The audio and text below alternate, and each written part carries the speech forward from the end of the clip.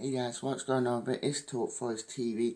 I'm back with another daily news / transfer special where there has been quite a bit of happening since yesterday's video. Talk about Tyler Walker could be going back to Port Vale. First been linked with another striker in it, Aluko from Fulham.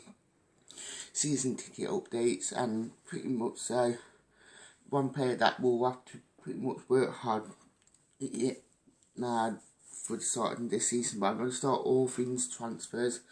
Port Vale boss Michael Brown has stated that he is interested in bringing Tyler Walker back to Port Vale on loan next season. I know Tyler went there, it did start promising and actually started to score some goals for Port Vale, but obviously it's shown that he did get his injury that ruined him his season, and obviously not good for a young striker to actually get injured and actually have to come back after impressing on loan at Port Vale. So Michael Brown has stated that he is wanting to bring Tyler Walker back on loan and actually get him playing and actually give him that game time that he wanted, especially with it being end of last season. So we'll wait and see on this one. It depends what Mark Warburton does actually want to do with Tyler Walker. He want to keep him or actually send him out on loan to get more first team experience. So we'll wait and see on that one to see if it does actually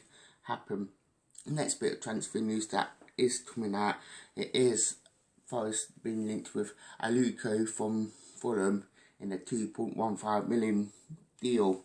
I mean, don't know if it's going to happen. It is a rumour. I must say it is a rumour that has came back, and that wait and see on Aluko. I know Mark Warburton is looking to bring in some quality additions to the squad, and Samuel Aluko has been linked with a move to the City ground, so it will be a very interesting time, to say the least, on who Forest do actually been in.